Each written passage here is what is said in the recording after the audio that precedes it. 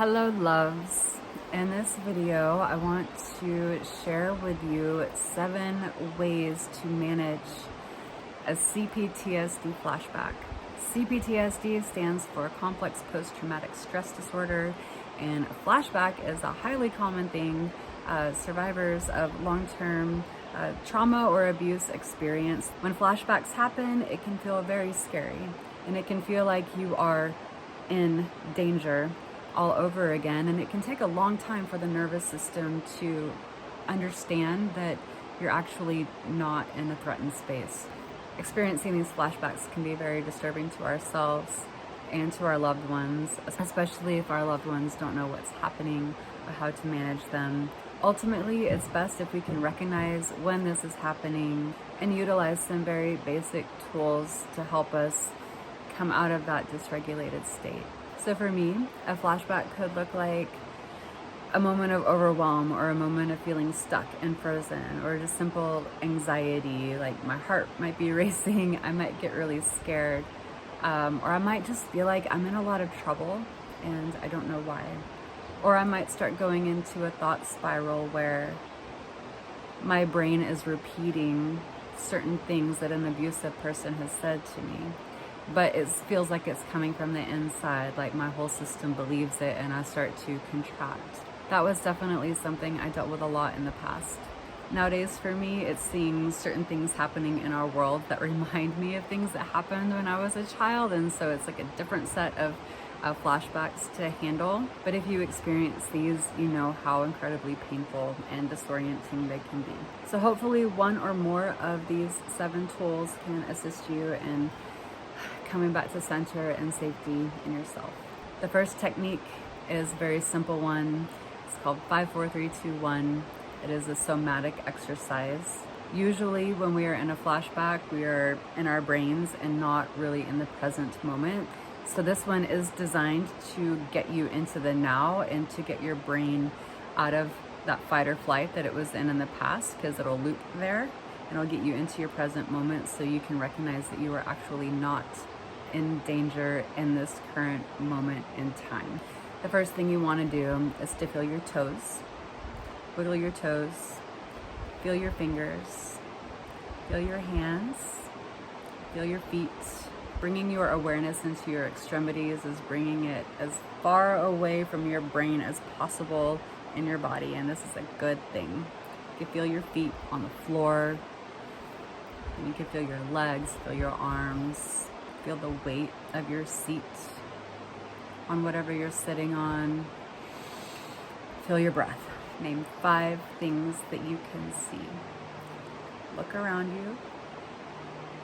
Notice 5 things that you can see, and linger on the things that are most pleasant to you.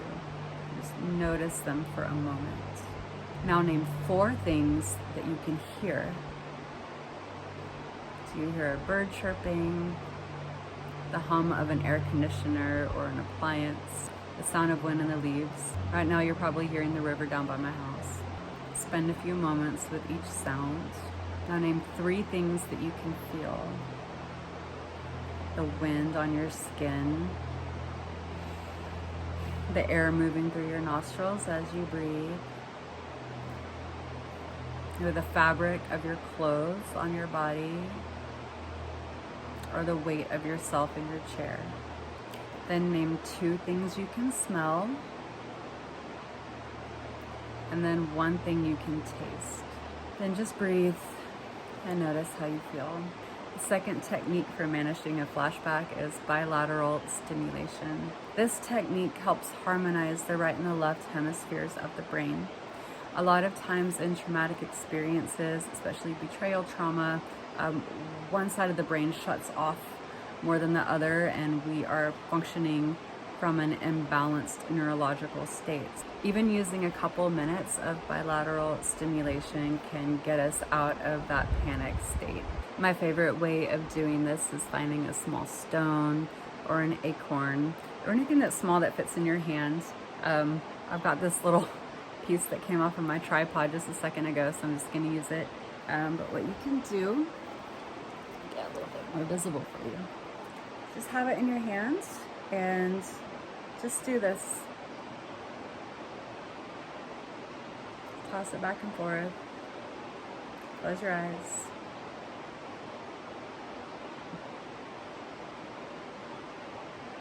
Breathe.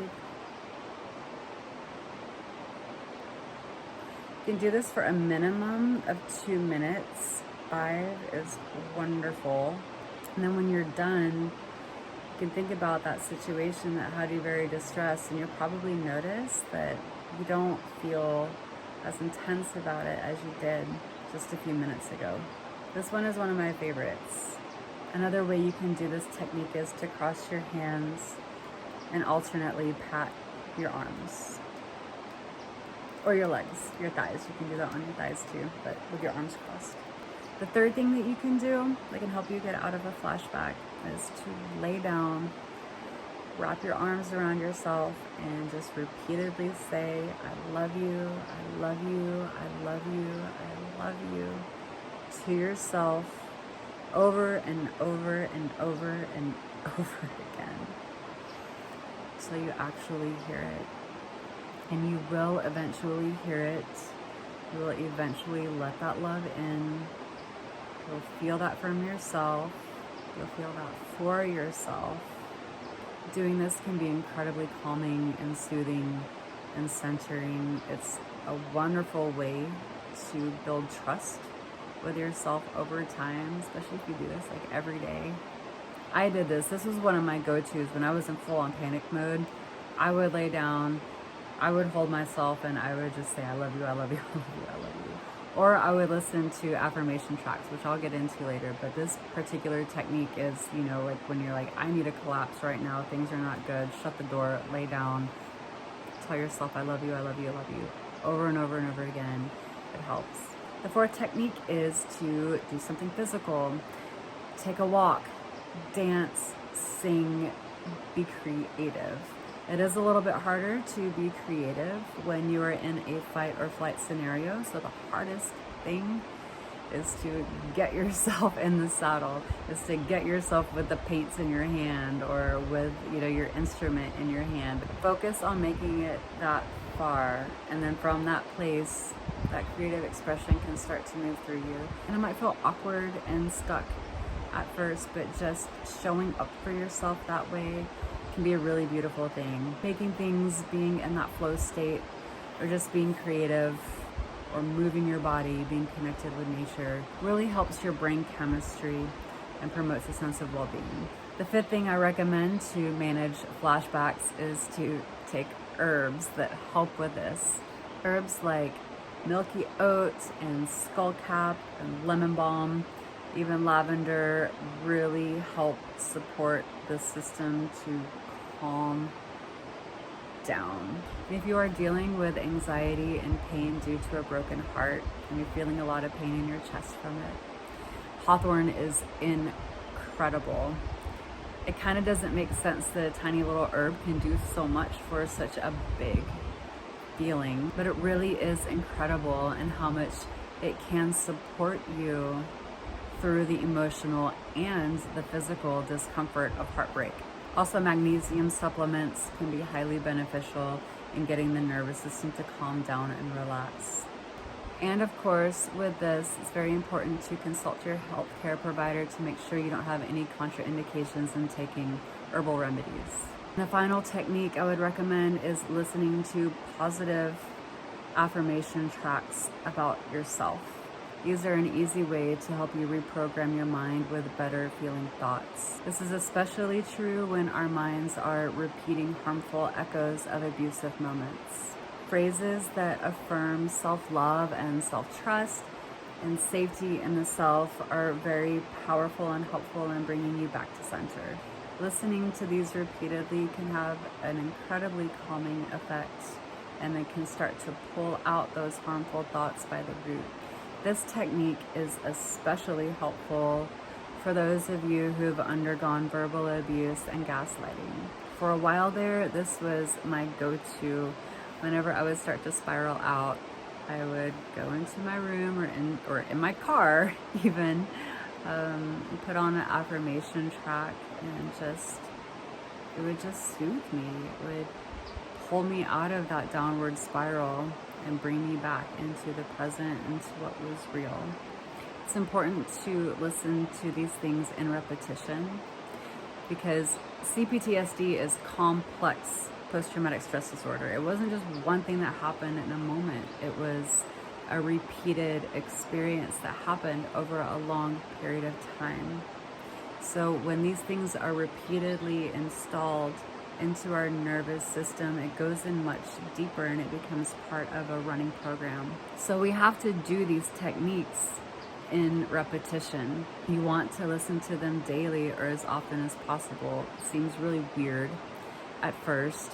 The more you'll do it, you'll start to notice the change in how you feel inside of yourself and about yourself and the world around you. Start to notice more of a sense of calm and safety. But repetition is required in order to install this new helpful program and push out the old one that has been causing us harm. I am currently working on some really beautiful positive affirmation tracks, especially designed towards people who are healing from narcissistic abuse. Keep an eye out for those. Those videos will be added to my channel as soon as I get them done. Feel free to subscribe if you want to be notified when that happens. Until that happens, there are a lot of really incredible content creators here on YouTube that make tracks specifically for this purpose. So I encourage you to seek them out and give this technology a go. You can type in affirmation tracks for self-love or relaxation or feeling safety, and you should be able to find something that you like. Just make sure that listening to the person's voice and what they're saying feels good to you. You want it to feel good and soothing when you hear it. And when you find a video that you like, just make sure you save it. You can even download it to your phone, so the next time you find yourself having a flashback, you can pull it up and listen to it right away without having to search for it. I hope these tools are helpful for you, and I'm sending you all my love, and I'll see you in the next one.